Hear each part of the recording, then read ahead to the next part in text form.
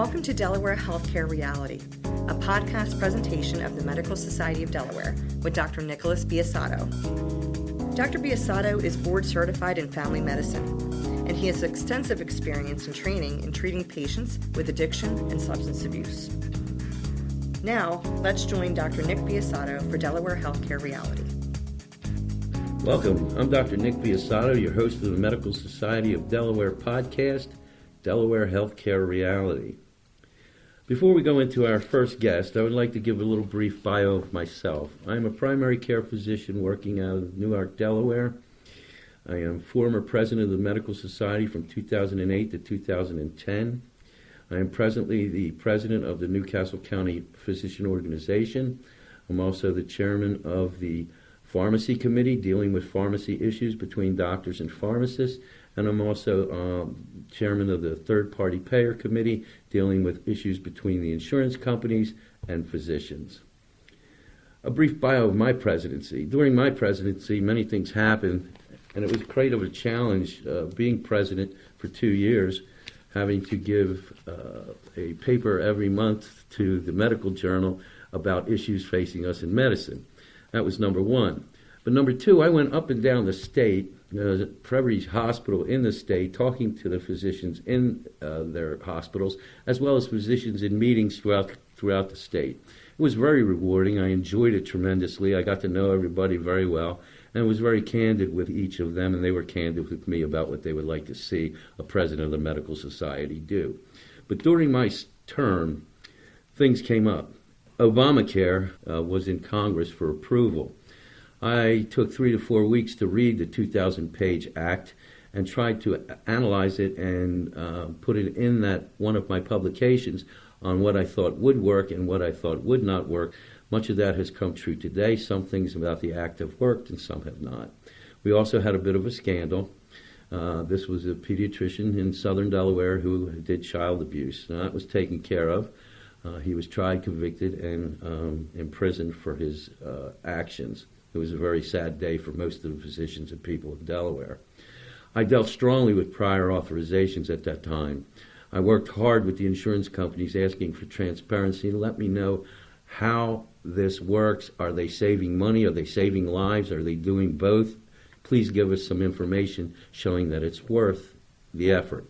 As you know, it's a costly function for both the doctors and their office staff, and it's to the tune of over $100 million that is spent on this program, considering the amount of work your office does and considering the amount of work the payers do to initiate this program. However, I will be giving a podcast directly on prior authorizations in the very near future and dedicated to that alone.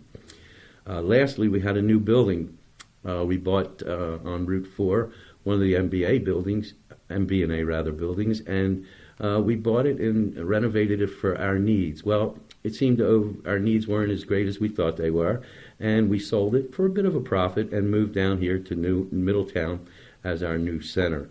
But it was a very exciting time for us, and I really enjoyed my presidency. Why a podcast? First off, I think a podcast should be informative to doctors and patients in Delaware. Many informational things come to us by faxes, blast faxes from the Medical Society on a weekly basis. But a lot of us don't look at it. A lot of us don't read it. The staff usually throws it away. So I think this podcast may be an easier way for us to get that information across to you, because much of it is important about legislative issues as well as payer issues that doctors might want to know. I want it to be educational. I intend to bring on local specialists in the near future to discuss their medical specialty, dealing with advances in medicine and possibly controversial issues also. Stay tuned for those. They're going to be very good. I would also like to encourage engagement and participation. With more involvement in our medical societies, both state, the Medical Society of Delaware, and national, the AMA and the AOA, the more physicians control their profession and protect their patients' rights. We can direct their care as it should be. The doctor-patient relationship should exist without interference from outside sources such as payers and or government. Now, how to access our podcast? At present, our pre-recorded podcast will be on the MSD website. As time goes on, we will have the show go public access sites and also go live so we can field questions in real time. Our website is www.medicalsocietyofdelaware.org. You will be able to enter this podcast or listen to it without a password. In the future, I said I will be hosting local specialists to discuss patient care. For this first podcast, we are honored to welcome Dr. Robert Varipapa, President of the Medical Society of Delaware. We appreciate your joining us for this inaugural MSD podcast. Welcome, Dr. Varipapa. Well, thanks, Nick. I appreciate it. I'm honored to be the first guest on the Medical Society podcast. Tell us a little bit about your journey to become an accomplished neurologist practicing in southern Delaware. So I went to medical school at University of Maryland in Baltimore and graduated in 1982. I then went on to do a residency in neurology. I was kind of torn between psychiatry and neurology, but because of some rotations I had as a medical student, I ended up with neurology over psychiatry. Smart move. And and I've really enjoyed it. It's been neurology is a great specialty. It's probably one of the last specialties where we still take a history and do a physical. And there used to be an ENT doctor in Dover that used to jokingly tell me that if he couldn't figure out what was wrong with the patient, he would send him to me for a history and physical. Very nice. And but after residency, there was an opportunity in Dover, Delaware, to practice neurology, and the hospital actually recruited me. And I was actually the first board-certified neurologist in Kent County. Very nice. Thank you. You're currently in your second term as president of MSD. Can you discuss your platform for what you hope to accomplish in your second term? Well, there's so many issues in medicine and healthcare. It's hard to know where to start. If you look at AMA and also MSD, I think the top priorities are, number one, dealing with the whole mess that we have with authorizations. Primary care reimbursement is also a big mess. There's a huge shortage of primary care physicians in Delaware, along with other specialties as well. And reimbursement has really gotten to be horrible, and I think is really affecting the practice of primary care. There is some legislation that was passed and some new legislation that's on the board to get passed to try to address that problem. So hopefully we'll have some answers later this year. And so along with the reimbursement issues are physician shortages.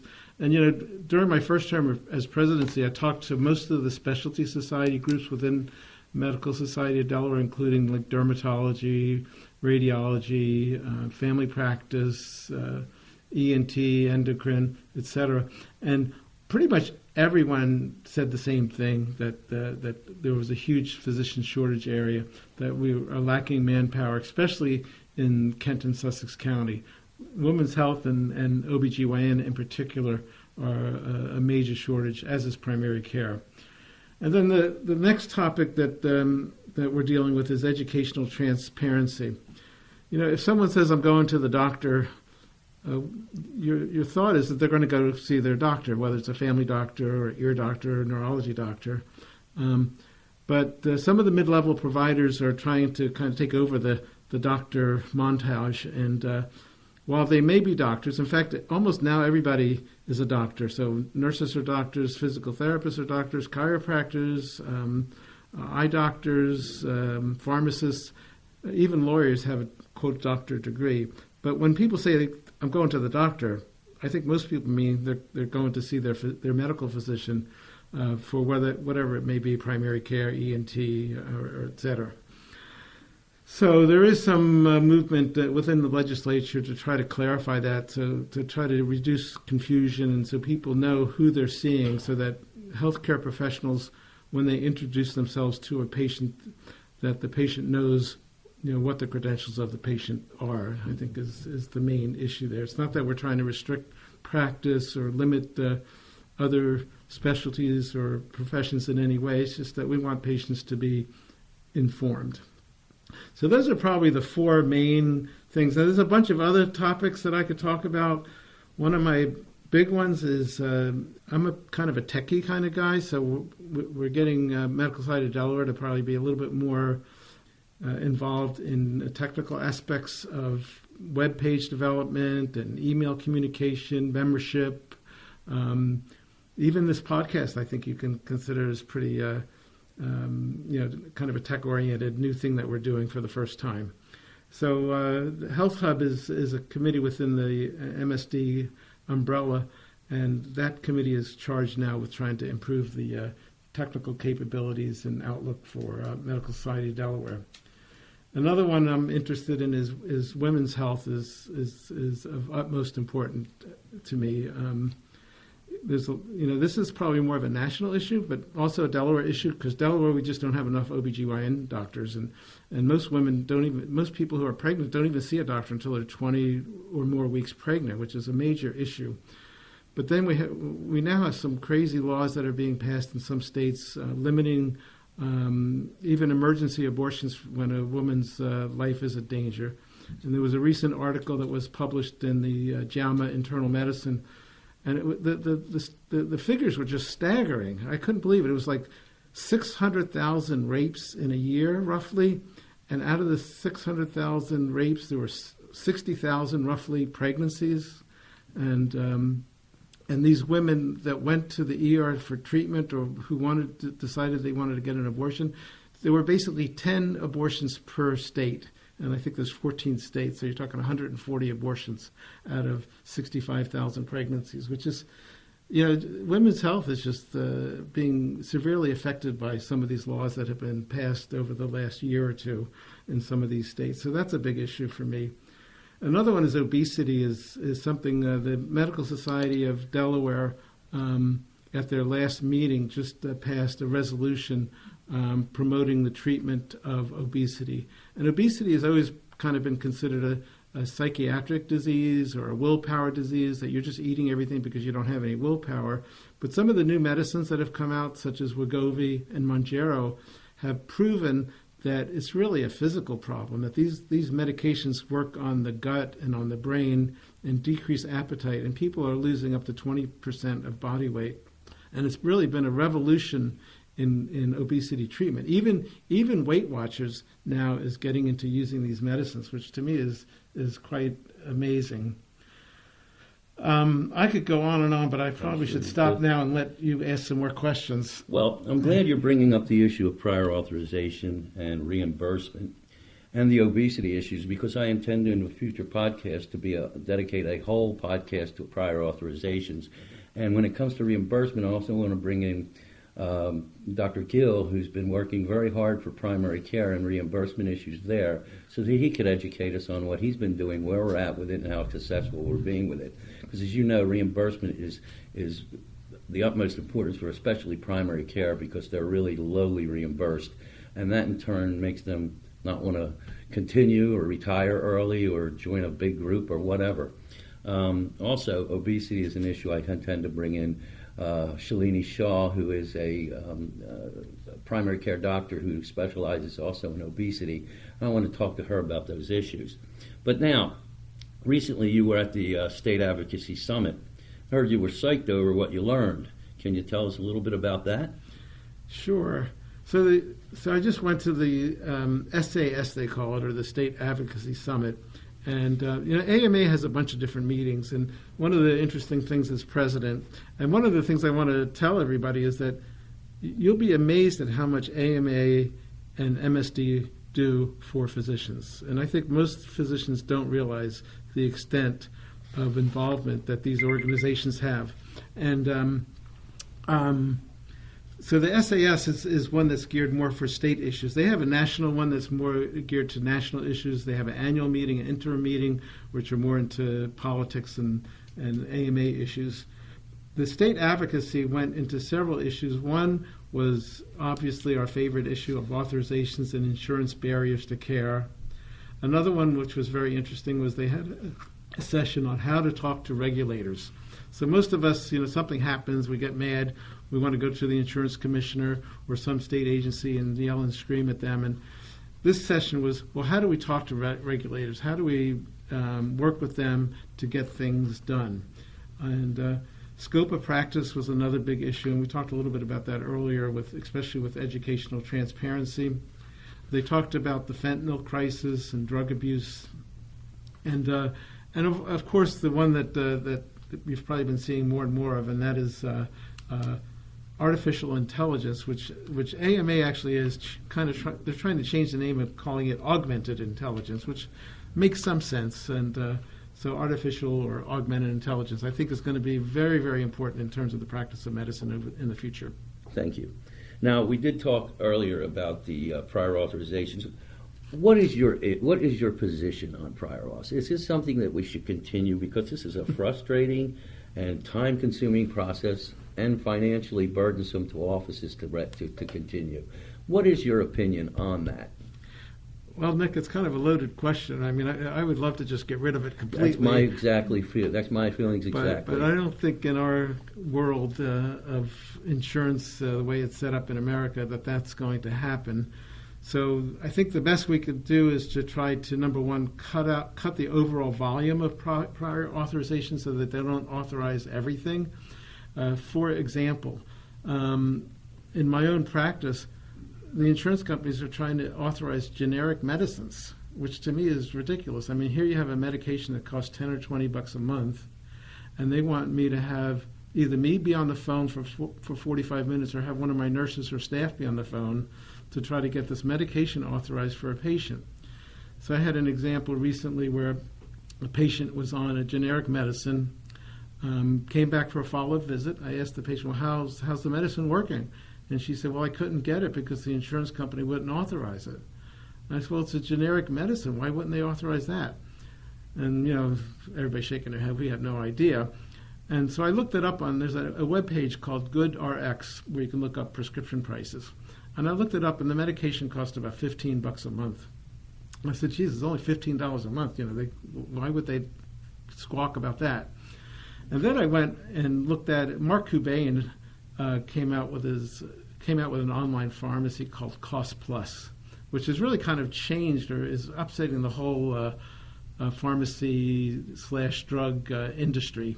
And I looked up the drug on that, and it was like $8 out-of-pocket cash price.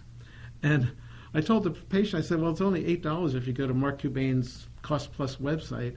And the patient looked at me. She said, "That's less than my copay. So why even bother with the insurance company at all?" And then I was thinking about it after the patient left, and I said, if Mark Cuban's selling for $8, the insurance company's probably getting it for $5, and they're making money on the patient's copay, which just tells you how crazy the system is in America. Did you ever get satisfaction with why it was denied? Apparently, it wasn't on their formulary. Oh, great. Okay. All right. As you said earlier, you'd like to see the process gotten rid of. Since 2008, when I started the process of hassling the payers over this issue, I asked them for transparency. I said, please show us how you've saved lives or saved money or done both.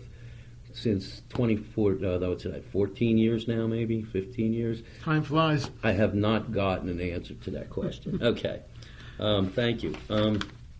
Just to go into a little bit more, just with the meeting I went to, they did talk about transparency, which you just mentioned, and that's certainly important. We want to know, how are they making these decisions as to whether a diagnostic test can be done, or a procedure can be done, or a medication approved.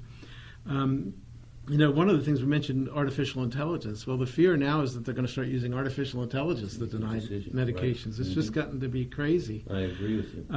A big issue with AMA is also to promote timely responses. That if we have to get an authorization, we shouldn't have to wait 3 weeks to get an answer. We should get an answer, preferably within 24 hours. And if it's a stat or emergency issue, it needs to be done immediately, in my opinion. Well, they also call in prior authorizations that if you are denied, and when I've been denied on very few occasions, I had to go to a peer-to-peer. When you get on the peer-to-peer, after spending maybe 3-4 days getting the test approved or the medication approved, talking to the peer-to-peer, it's approved 98% of the time. So what a waste. It seems to just... It's just the control that the payers want over the physicians, in my opinion. Well, a big part of the authorization is to make it harder for physicians to practice medicine and to order tests and medications. Correct. And with the idea that maybe we'll just order less tests if they make it troublesome enough. It's not really it's just to slow everything down, so to speak. Or Agreed. Okay, now, since 2009, when in Delaware we were shocked at the arrest and conviction of a pediatrician in southern Delaware for crimes against children in his practice. Seemingly, he has become the most notorious pedophile in the United States. Then the state legislature, I guess rightly so, imposed some testing or some information that we had to do before our renewal of our licensure. One being the duty to report physicians that are impaired or not appropriately treating patients, and that's a no-brainer there. I think we all have a duty to do that. But secondly, we were also asked to take child abuse courses. Now, a lot of us do not deal in children in our practice, yet they had to take the course to have their licensure renewed.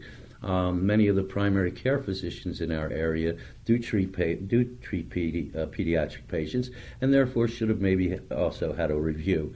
But at the present time, most of our big organizations, the AMA, the AOA, require us to take many more courses for our licensure and certification, which we do. And in those courses, we do learn about these processes. Why are we being demanded to take these before our licensure in Delaware? And recently, they're trying to attach more to our licensure. I think there was one legislation moving for us to take courses in dementia that we do when we take our big courses.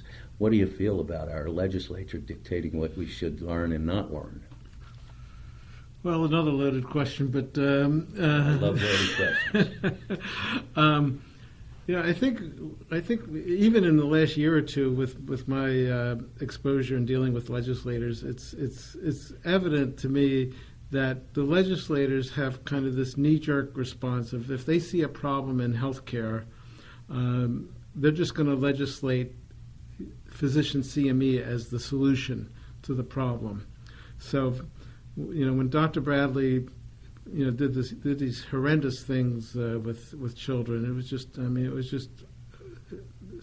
horrible and just unfathomable that he could do this for such a long time and get away with it, and he's appropriately in prison at this point. But as a result of that, I think the legislators kind of went a little overboard, as kind of is normal, I guess, when something like this happens.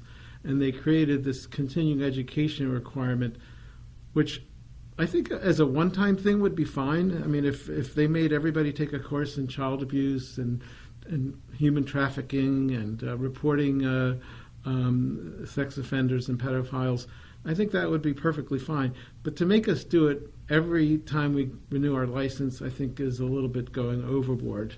And recently there's another law that was passed where all doctors have to take a Alzheimer's CME. And again, number one, you have to ask, well, does 1 hour of CME is that going to really make a difference in terms of physicians' ability to handle or recognize Alzheimer's? But secondly, they made the law that you have to do it every time you're licensed. And then there's another law that this is a federal law, the two I just mentioned are state. There's a federal law that to get our DEA license, we have to take 8 hours of CME on drug abuse and narcotics and all that. So what we see is that physicians are just getting hammered both federally and nationally and statewide to take more and more and more CME. And part of the problem is that it doesn't solve the problem. It's bad enough that you have to do something, that you have to spend all this time doing this thing, but if it's not solving the problem, that makes it, to me, doubly bad. The other thing, pet peeve of mine that came out of this Bradley time period is that they changed the name of the medical board, so it's now the Board of Medical Practice and Discipline, right.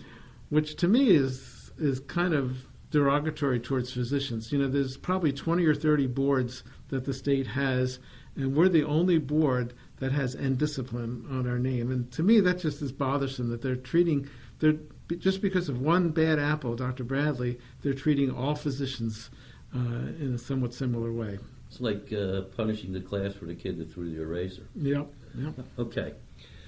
Thank you on that. Lastly, you're a big proponent of medical aid in dying, formerly called physician-assisted suicide. When a patient is terminally ill and is determined by two physicians, they request assistance in ending their lives. We at the Medical Society have gone back and forth on this issue over the years, from opposition to engaged neutrality as it stands now. Talk to us about your feelings on this issue, and where does the AMA stand on medical aid in dying? So the AMA is kind of a little bit of a confusing position on this. They have two opinions. They have opinion 5.7, which basically says no to medical aid in dying, that physicians should not be involved. But then they have opinion 1.1.7, which states that it's an individual decision by a physician. So to me, the AMA allows physicians to be involved with medical aid in dying if they so feel it from a moral or spiritual or religious standpoint. My own feelings about medical aid in dying are that it's a very controversial subject. We've done polling, or polling has been done in the state and nationally.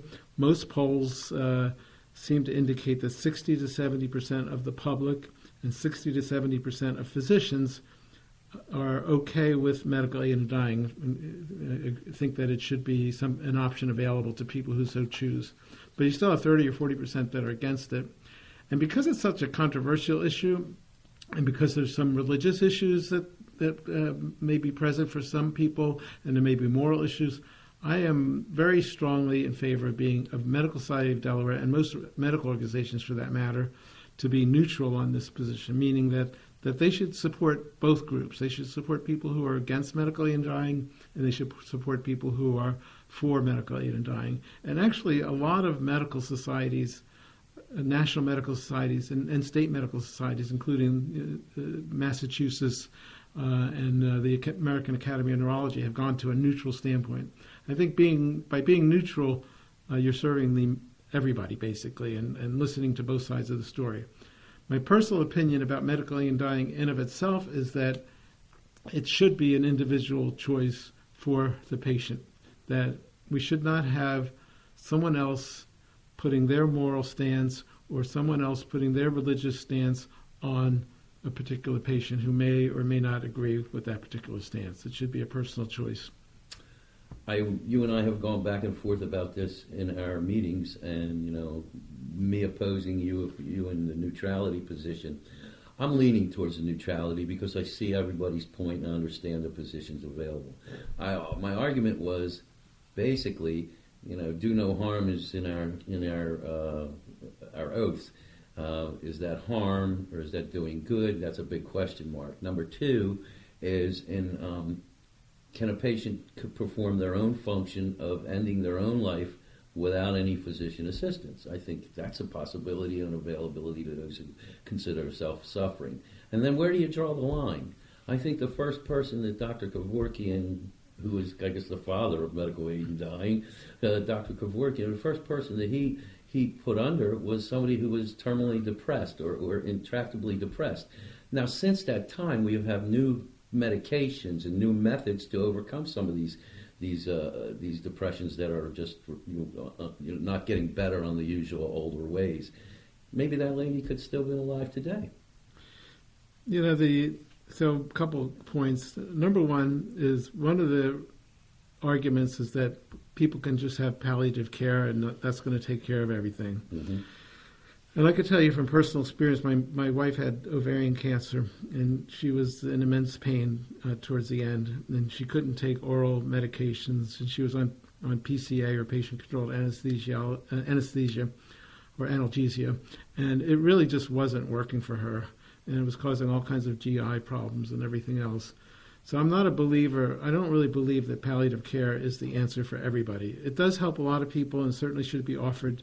I think palliative care should be made available to everybody that's in terminal phase of their life, and it should be done early, not the day the person dies. It should be done weeks or months before death.